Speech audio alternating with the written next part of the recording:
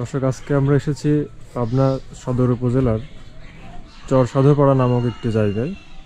দেখতে পাচ্ছেন যে পোড়া কিছু জিনিসপত্র এখানে পড়ে আছে, আর এই পাশটাতে একটা আলমারি এবং একটা বাক্স, সেগুলোও পোড়া। একটা বাড়ি এবং বাড়ির আসবাবপত্র সবকিছু পুড়ে একদম ছাই হয়ে গেছে চোখের পলকেই। কার বাড়ি পুড়লো, কিভাবে কি হলো, বিস্তারিত আপনারা জানতে পারবেন। আমার পাশেই তিনি আছেন, তার সাথে একটু কথা বলি। আসসালামু আলাইকুম। ওয়ালাইকুম আসসালাম রহমতুল্লাহ। আপনার নাম কি ভাই? আমার নাম হাফেজ মোহাম্মদ ইসমাইল হোসেন। আচ্ছা, আপনার এই যে বাড়িটা পুড়ে গেল, এটা কতদিন আগের ঘটনা? গত ডিসেম্বর মাসের 1 তারিখে। ডিসেম্বর এই মাসের 1 তারিখে। কয়টা রুম ছিল আপনার এখানে? আমার এখানে 3টা রুম ছিল আর একটা খড়ির ঘর ছিল, মোট 4টা। কিভাবে পুড়ে গেল, মানে কিভাবে পুড়লো বুঝতে পারছেন? কোনো কিছুই বুঝতে পারি নাই। আমি মাদ্রাসাতে ছিলাম, বাড়ির সবাই একটু মাদ্রাসার ওইদিকেই মাহফিল হচ্ছিল, গেছিল জালসা শোনার জন্যই। পরে আমরা সংবাদ পেলাম যে বাড়িতে আগুন লাগছে। তো আসতে আমাদের 15-20 মিনিট সময় লাগছে। আসার পরে দেখি যে বাড়িতে পুরা 3টা রুমই জ্বলতেছে আগুনে, পুরা আগুন লেগে গেছে 3টা রুমেই। লাগার পরে আর এলাকাবাসী আলহামদুলিল্লাহ চেষ্টা করছে, তো কোনো কাজ হয় না। পরে নেভানোর জন্য চেষ্টা করছে। পরে ফায়ার সার্ভিস আসার পরেও অনেক চেষ্টা করার পরেও ওনারাও ব্যর্থ হয়েছে আগুন নেভাতে। তো সব কিছুই পুড়ে গেছে। আমরা এটা নিভানোর জন্য বাঁচাতে পারি না। কোনো ব্যবহারের জিনিসপত্র ছিল আপনাদের, মানে ঘরে 2টা খাট ছিল, একটা চৌকি ছিল, লেপ তোষক ছিল, এটা নতুন ফ্রিজ কিনা হয়েছিল, 3 ঘরে 3টা ফ্যান ছিল, ব্যবহারী অনেক সামগ্রী ছিল। আমার কিতাবাদি ছিল, 30-40 হাজার টাকার কিতাবাদি ছিল, বই পুস্তক ছিল, বাচ্চাদের কাপড় চোপড়, বাড়ির সবার কাপড় চোপড়, সংসারে যা থাকে এগুলোই ছিল। কয়জনের আপনাদের পরিবার? আপনার স্ত্রী, আমাদের এখানে সন্তান? 4 জন। আমার শ্বশুর শাশুড়ি থাকে আমার সাথেই। আচ্ছা। ওনার সংসারের যাবতীয় জিনিসও পুড়ে গেছে। আপনার ছেলে মেয়ে কয়জন? আমার 2 ছেলে। 2টা ছেলে। তারা কি ছোট না বড়? বড় ছেলের বয়স 8 বছর, ছোট ছেলের বয়স 4 বছর। আচ্ছা। সবার জিনিসপত্রই পুরো একদম শেষ হয়ে গেছে। আপনাদের পরনের কাপড় শুধু ছিল, বাইরে ছিলাম, এটাই। বাকি সব কিছুই পুড়ে নষ্ট হয়ে গেছে।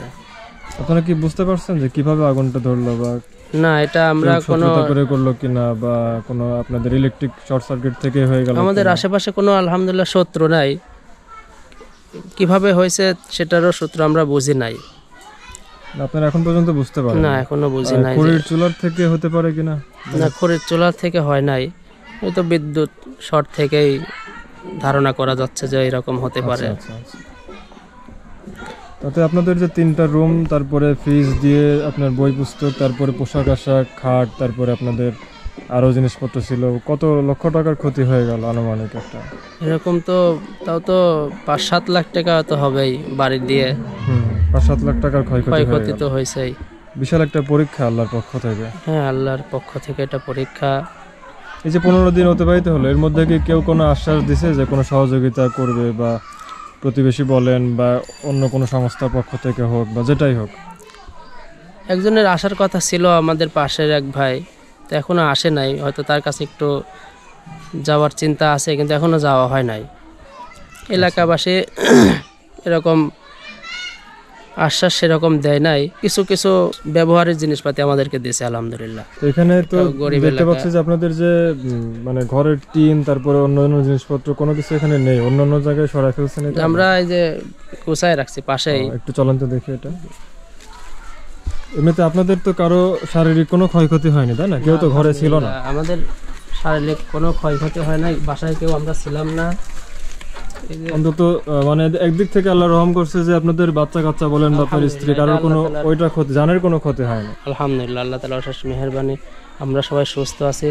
এই যে পুড়ে যাওয়া আসবাবপত্র সব এখানেই রাখা। আপনি যে ফ্রিজটার কথা বলেন, ওইটা কোথায়? নতুন ফ্রিজ, ওটাও আগুন ধরে একদম পুরোপুরি শেষ নাকি? ফ্রিজের আসবাবপত্রের ভিতরেই রাখা হয়েছে। এই যে ফ্রিজের তার দেখা যায়, নিচে পড়ছে। হ্যাঁ এখানে সব ভাঙে। কোনো কিছু নেই, দুই সাইডে শুধু প্লেন সিট। নতুন ফ্রিজ, আচ্ছা ফ্রিজ ভরা জিনিস ছিল, আর সেদিনই বাজার করা হয়েছিল। এই যে ফ্রিজের ইয়াগুলো, কত টাকা দিয়ে ফ্রিজটা কিনছিল? ফ্রিজ কিনা হয়েছিল 29,000 টাকার মতো। 29,000। নতুন ফ্রিজটাও শেষ। আসলে জি জি। আগুনে পড়লে কোনো কিছুই থাকে না। সব একখানে করা হয়েছে, বানানো খাট সব। না, খাটটা দেখে বোঝা যাচ্ছে যে ভালো মানের একটা খাট ছিল। তিনজন লাগলে এসে ওয়ার্ডরোব ছিল। ওয়ার্ডরোব ছিল এটার সঙ্গে।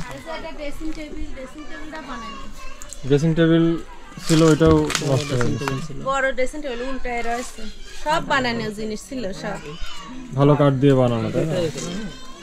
দুইটাই এখানে, আর চৌকিটা আসলে অধিকাংশই পড়ে গেছে। মানুষ একটা কথা বলে যে চুরি হইলেও কিছু থাকে, কিন্তু আগুনে পড়লে কিছুই থাকে না। কথাটা আসলে সঠিক। হ্যাঁ এটাই। আমাদের এখানে এরকমই হয়ে গেছে।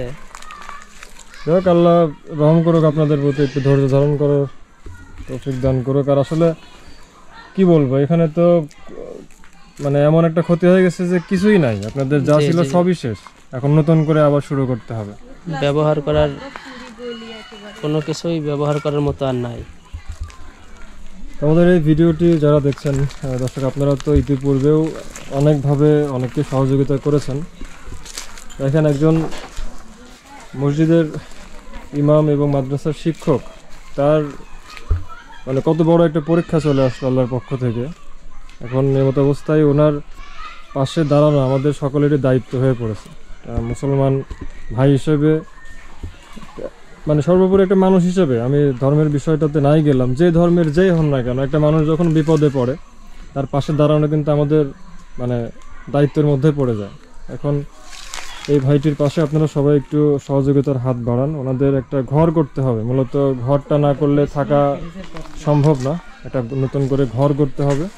পাশাপাশি ওনাদের যে আসবাবপত্র এগুলোও কিছুটা দিতে পারলে ভালো হয়। ওনাদের কিছু পোশাক, তারপরে খাবারের ব্যবস্থা, সব কিছুই দরকার। আচ্ছা, এখন আপনার সব থেকে বেশি গুরুত্বপূর্ণ আপনার কাছে কি মনে হচ্ছে যে কোন জিনিসটার ব্যবস্থা আগে প্রয়োজন?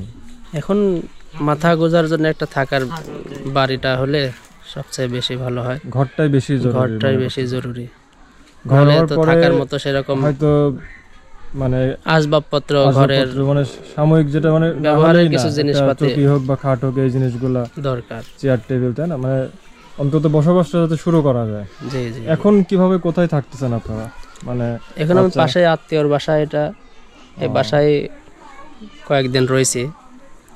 আচ্ছা, ওই বাসার মেঝেতে কিছুদিন রয়েছে, এভাবেই কিছুদিন কাটতেছে আর কি, 15 দিন। এখন মানে চিন্তা ভাবনা কি আপনার? আপনি কি কোনোভাবে কোনো টাকা পয়সা ম্যানেজ করতে পারবেন, বা কোনো টাকা পয়সা জমানো আছে সেটা দিয়ে শুরু করবেন এমনটা? আর্থিকভাবে কোনো নগদ টাকা পয়সা জমানো নাই। মানে আপনি ঘরের কাজ শুরু করার মতো কোনো অর্থ হাতে নাই? অর্থ সেরকম হাতে নাই, সময় লাগবে হয়তো, বা কত সময় লাগবে সেটাও তো বোঝা যাচ্ছে না। আপনি যতটুকু করা আস্তে আস্তে দায়িত্বে আছেন, হ্যাঁ? এই মাদ্রাসার পক্ষ থেকে কোনো সহযোগিতা, বা মসজিদের যে আপনি ইমামের দায়িত্বেও আছেন, মসজিদের মহল্লা থেকে কিছু সহযোগিতা করছে।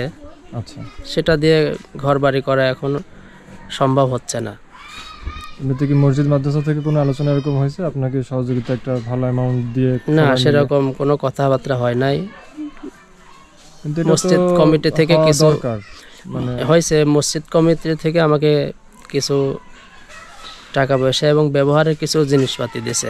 আচ্ছা আচ্ছা, পোশাক, হ্যাঁ হ্যাঁ, শীতের কাপড়, প্রাথমিক পর্যায়ে যেগুলো আপনার দরকার ছিল দিয়েছে, কিন্তু ঘর করার জন্য কোনো সহযোগিতা পাওয়া যাবে না? ঘর করার মতো সেরকম আশ্বাস কেউ এখনো দেয় নাই।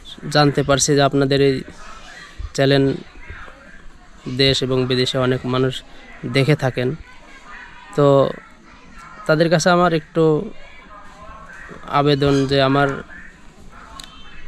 এই অবস্থার উপরে বিবেচনা করে যদি তারা একটু আর্থিক সাহায্য সহযোগিতা করে আমার বাড়ি করার ব্যবস্থাটা একটু করে দেন।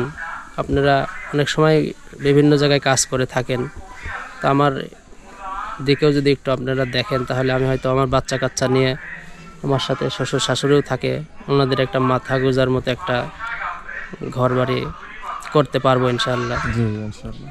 তো যারা ভিডিওটি দেখলেন, আপনাদের প্রতি অনুরোধ থাকবে এই ভাইটির পাশে আপনারা একটু দাঁড়াবেন। 2টা বাচ্চা নিয়ে তার স্ত্রী এবং শ্বশুর শাশুড়ি নিয়ে খুবই কষ্টে আছেন। এই যে দেখতে পাচ্ছেন যে ঘরের যে পোড়া জিনিসপত্রগুলো এখানে পড়ে আছে, আসলে কোনো জিনিসই কিন্তু ব্যবহারের উপযোগী আর নেই, একদম নষ্ট হয়ে গেছে। নতুনভাবে সব কিছু করতে গেলে অনেক বড় একটা অ্যামাউন্ট দরকার। প্রথমত একটা ঘর করতে হবে, যদি 2 রুম করে ঘর করা হয় বা 3 রুম করে ঘর করা হয়, সেখানে কিন্তু 1 লক্ষ টাকার উপরে লেগে যাবে আমাদের যতটুকু ধারণা।